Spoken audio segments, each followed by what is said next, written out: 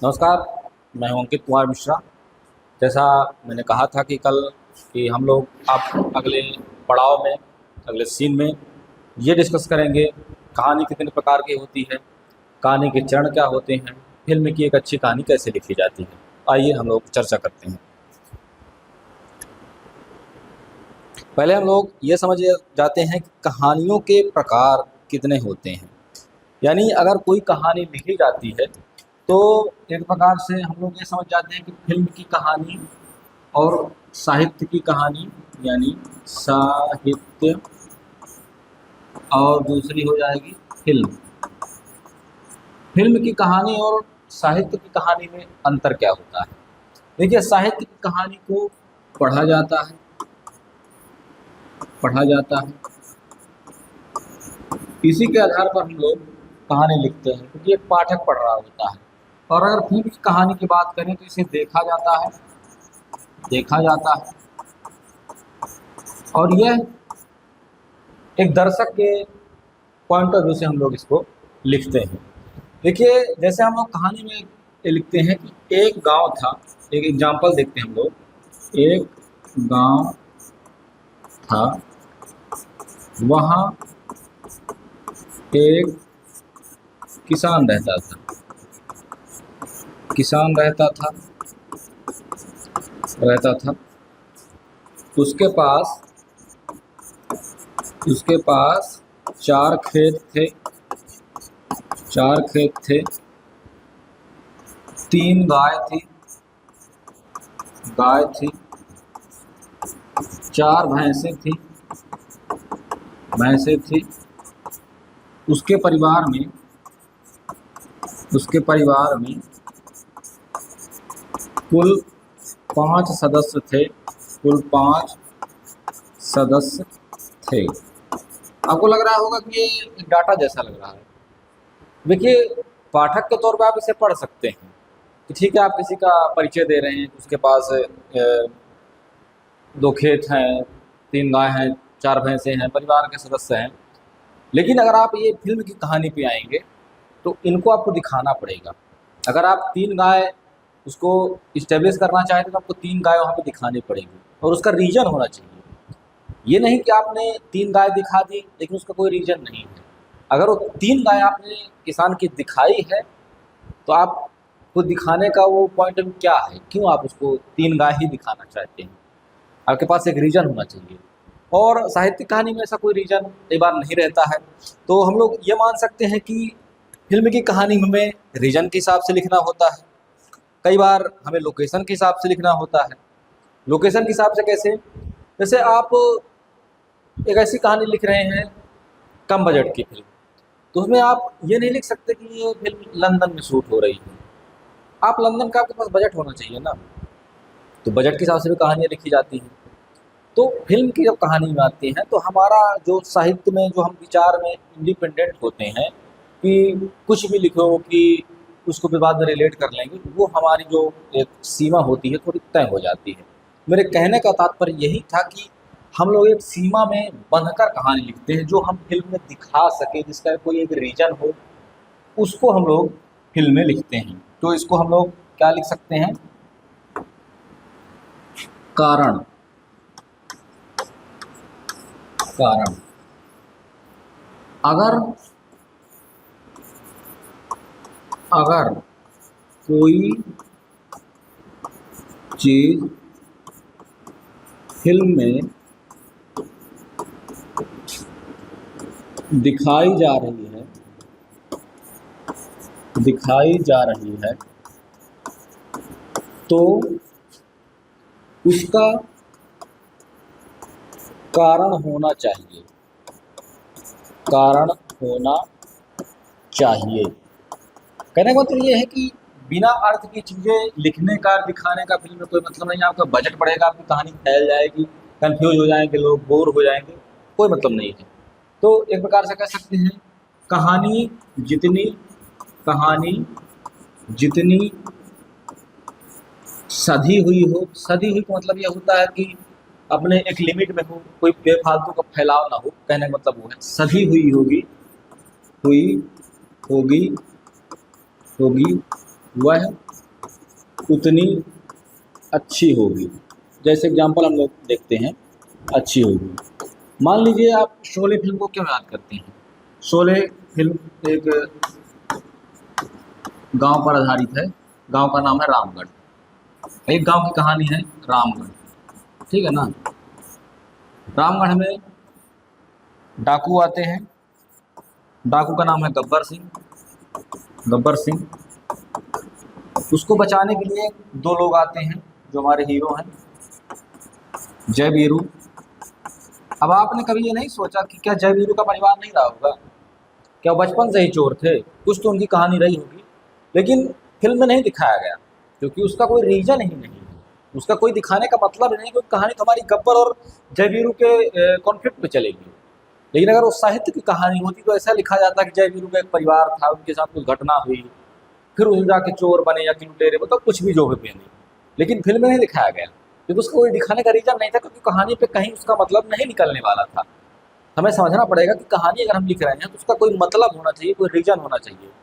शोले एकदम cut to cut film जा रही है कि ये गब्बर है, एक डाकू है जो कि गांव में लूटने आता है, लोगों को परेशान करता है। तो ठाकुर भी उसी में एक है। ठाकुर ने उसको अरेस्ट किया था, तो गब्बर का पुराना बदला था कि ठाकुर से लेना है।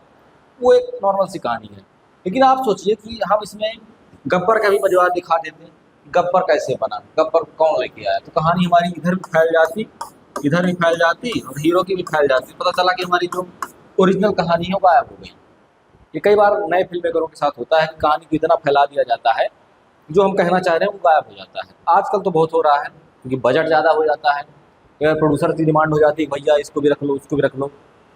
फिल्म बनाइए आप तो कहानी के एकदम क्लियर होनी चाहिए, आपके विजन इसको कहते हैं। चलिए हम लोग अगले पॉइंट में आते हैं, दृश्य। दृश्य, जैसा मैंने पहले भी कहा है, कहानी पढ़ी नहीं जाएगी, कहानी पढ़ी नहीं जाएगी, नहीं जाएगी, वह देखी जाएगी, वह देखी जाएगी, देखी जाएगी। मतलब ये है कि कोई पाठक नहीं पढ़ने वाला है। आप उसको एक्सप्लेन नहीं कर सकते भैया हमने किसान को दिखाया था कि शोले में गब्बर को दिखाया था तो इसलिए दिखाया था, उसकी कहानी आपको दिखाना पड़ेगा गब्बर कितना खतरनाक है। खतरनाक दिखाने के लिए आपको कुछ ऐसे काम दिखाने पड़ेंगे जिससे वो खतरनाक लगे। तो हमें क्या करना है, दृश्य पे काम करना है, यानी हमें सीन दिखने वाले सीन दिखने वाले दृश्य, या कहें कि भाग, या कहें कि एक सस्पेंस कह सकते हैं, एक कारण कह सकते हैं, कारण बनाने होंगे, बनाने होंगे। मुंशी प्रेमचंद जी की हर कहानी की फिल्म क्यों नहीं बनी? क्योंकि हर कहानी की फिल्म नहीं बन सकती। बहुत सी फिल्में उनकी गूढ़ हैं, एक सीन पे घूम रही हैं, लेकिन जरूरी नहीं है कि उसे एक सीन पे पूरी कहानी बनाई जा सके। लेकिन उनकी कहानियों में बहुत अच्छी अच्छी फिल्में भी बनी हैं। तो ऐसा तो नहीं है कि फिल्म नहीं बन सकती, बन सकती है, लेकिन हर कहानी की एक लिमिटेशन होती है। चलिए हम लोग अब आते हैं अपने कहानी में आ गए हैं हम लोग। कहानी के बाद कहानी को तोड़ते कैसे हैं आगे, उस पर आते हैं। अभी तो हम लोगों ने एक रीजन समझ लिया कि कहानी कैसे लिखनी चाहिए। एक इसमें पॉइंट और लिख लेते हैं, जो आप दिखा सकते हैं, जो आप दिखा सकते हैं केवल वही लिखिए, केवल वही लिखिए। जैसा मैंने एग्जांपल देके कहा था कि आप लंदन नहीं दिखा सकते तो मत लिखिए, वही लिखिए, वही लिखिए, ठीक है। एक पॉइंट इसमें और लिख लेते हैं, बजट के हिसाब से भी सोच कर लिखना पड़ता है। तो आपने लिख दिया कि बजट हमारा 1 लाख है और आपने लिख दिया 1 करोड़ की कहानी, सोच कर लिखना पड़ता है। एक पॉइंट लिख लेते हैं, कैरेक्टर। हमारे पास केवल 5 लोग हैं एक्टिंग करने वाले, हमने लिख दिया उसमें 10 कैरेक्टर, कोई मतलब नहीं है, शूट ही नहीं हो पाएगा। कैरेक्टर लिमिटेड या बजट के हिसाब से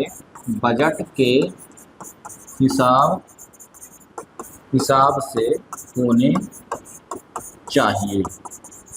ये हमारे कुछ रीज़न हो गए कि एक अच्छी कहानी पे हमें क्या करना चाहिए। तो चलिए, अभी हम लोग ये देख रहे हैं कि कहानी क्यों लिखनी चाहिए, कैसी लिखनी चाहिए, उसके रीज़न क्या होने चाहिए। अभी हम लोग ये देख लेते हैं कि एक कहानी को हम लोग आगे डेवलप कैसे करेंगे। यानी कहने का मतलब है कि कहानी तो बन गई हमारी। मान लीजिए हम लोगों ने एक कहानी एग्जाम्पल ले ली, एग्जाम्पल में कोई एक छोटी सी कहानी हम लोग ले लेते हैं जिससे हम लोग को समझाने में आसानी होगी। मान लीजिए हमारी कहानी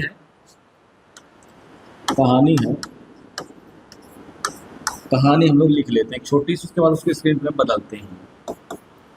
एक शहर में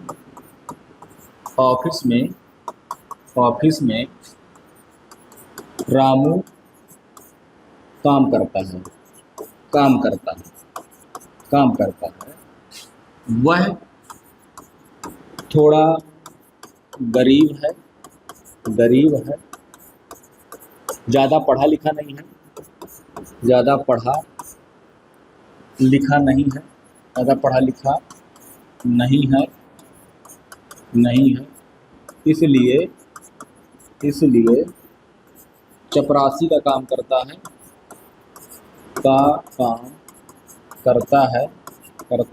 एक दिन उसके साथ दुर्घटना हो जाती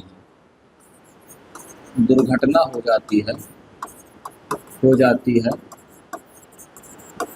वह असमंजस में पड़ जाता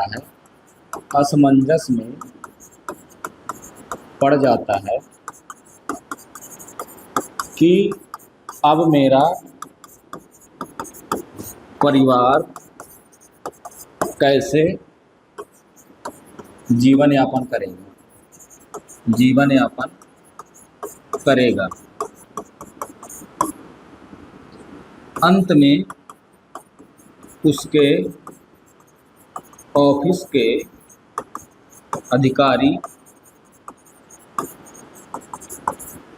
उसे आराम के समय भी पेमेंट देने का वादा करते हैं। यह रामू की ईमानदारी, सच्चाई और निष्ठा के कारण हो पाता है।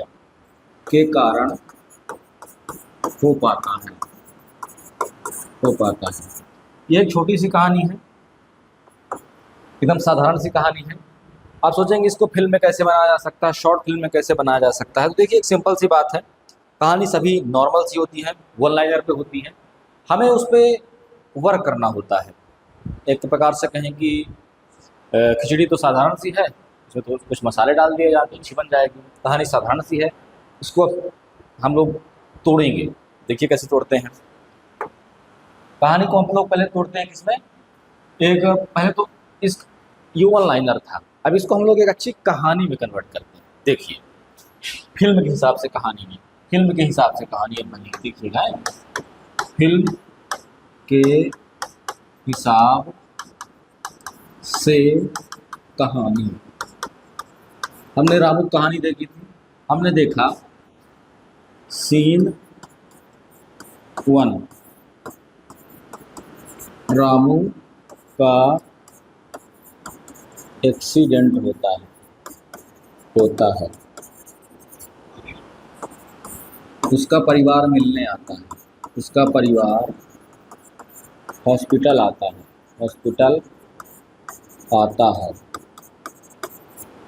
पत्नी व परिवार के लोग चर्चा करते हैं कि अब क्या होगा। चर्चा करते हैं कि अब क्या होगा। तभी उसके बॉस आते हैं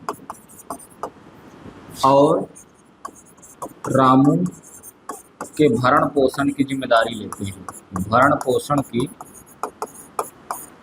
की जिम्मेदारी लेते हैं। सभी परिवार के लोग भावुक हो जाते हैं।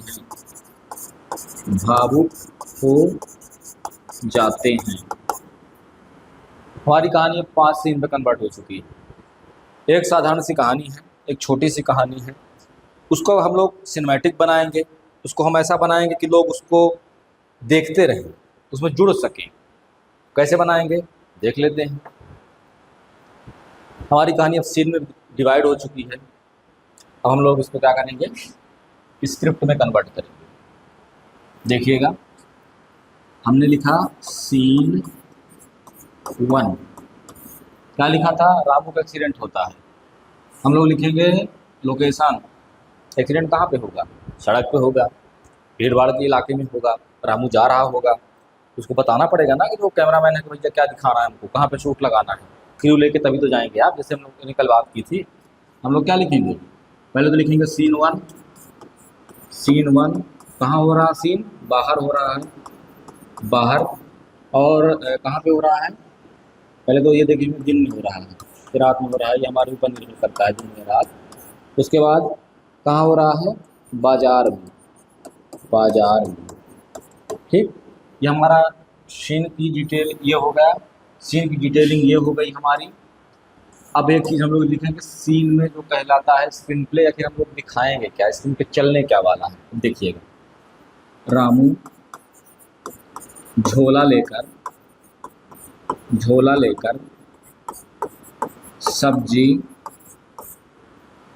लेने जा रहा है। तभी वह अचानक से देखता है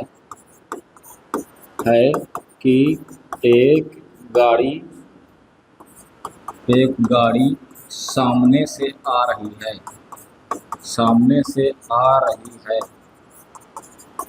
वह बचना चाहता है, लेकिन गाड़ी नहीं रुक पाती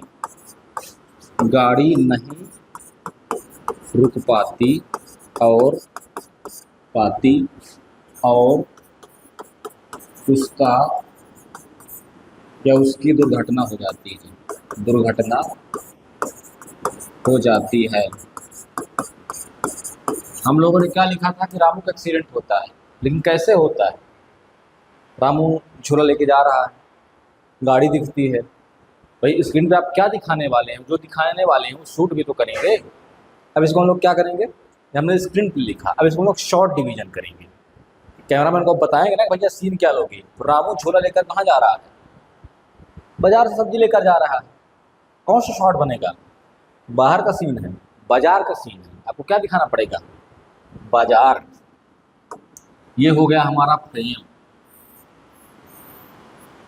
इसमें क्या दिखेगा? एक व्यक्ति इस बाजार की रोड में झोला लेके जा रहा है। तो मान लीजिए राम इधर से जा रहा है, तो अब इस्टेब्लिश करें ना कि कोई व्यक्ति जा रहा है बाजार में।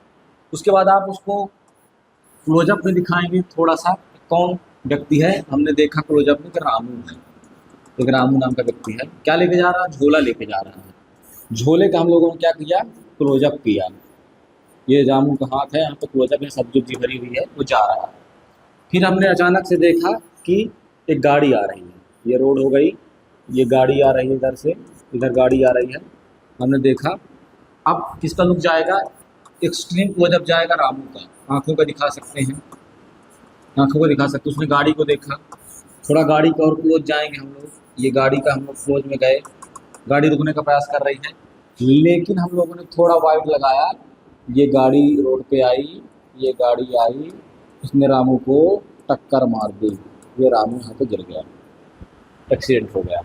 अब हम लोग थोड़ा और क्लोजअप पे चले जाएंगे। रामू के लगा कहाँ है? मान लीजिए सर पे लगा है, गिर गया है, ये चोट लगी है, खून बह रहा है। और क्लोजअप में दिखा सकते हैं कि हाथ फड़फड़ा रहा है, तो हम लोग हाथ दिखा सकते हैं। ये कहलाता है हमारा शॉर्ट डिवीजन।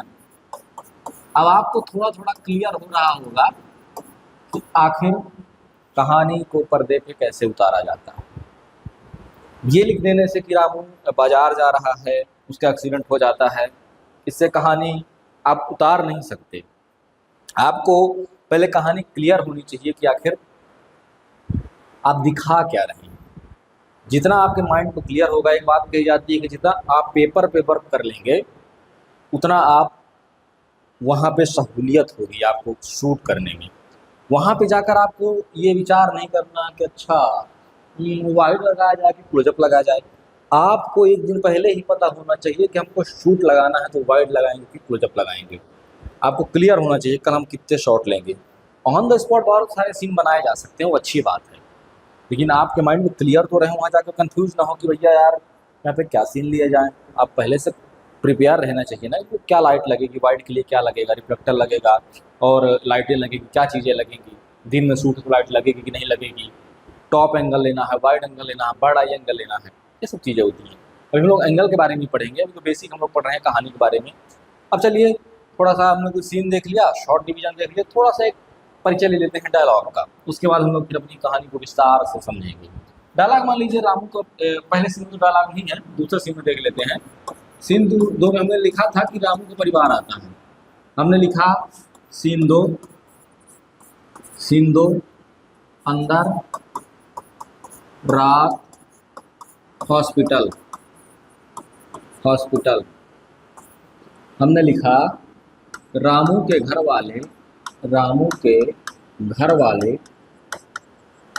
वाले हॉस्पिटल में आते हैं और रामू से मिलने जाते हैं। अब देखिए कहानी कैसे बनेगी, आगे कैसे बढ़ेगी। हॉस्पिटल में आए रामू घर वाले, मान लीजिए उसकी माँ है। माँ ने क्या बोला, रिसेप्शनिस्ट से बोला बेटा अभी एक मरीज आया है, जिसका रोड पे एक्सीडेंट हुआ है। मरीज आया है जिसका रोड पर एक्सीडेंट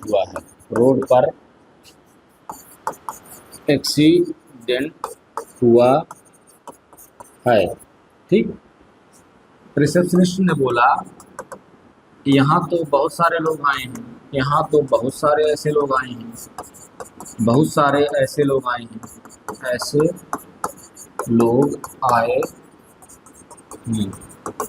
फिर माँ ने कहा मेरे बेटे का नाम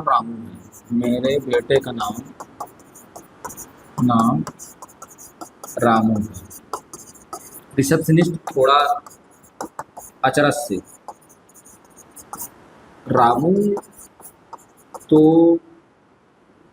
ओटी पे है, उसका तो ऑपरेशन चल रहा है। अब ये लोग क्या हो जाते हैं, घबरा जाते हैं, भैया क्या हुआ, कैसे हुआ, बिना हमारे आए कौन करा दिया, क्या कुछ भी है जो भी कहानी है। आप देख रहे हैं डायलॉग, माँ के डायलॉग अलग हैं, रिसेप्शनिस्ट के डायलॉग अलग हैं। तो आप समझ रहे होंगे कि हम फिल्म में जितनी चीज़ें देखते हैं तो एक कागज़ पे उतारी हुई होती है। कहने का मतलब कि हमारी फिल्म कागज़ पर पहले ही बन चुकी होती है। फिल्म अगर आपकी कागज़ पे अच्छी बन गई, समझ जाइए फिल्म अच्छी बनेगी।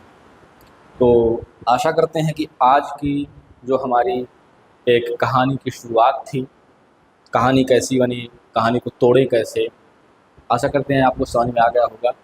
अगले सीन में, अगले पड़ाव में हम लोग डायलॉग पे और आगे बढ़ेंगे, स्क्रिप्ट पे और आगे बढ़ेंगे, स्क्रीन प्ले को और डिटेल्स समझेंगे। देखते रहिए, तब तक के लिए धन्यवाद।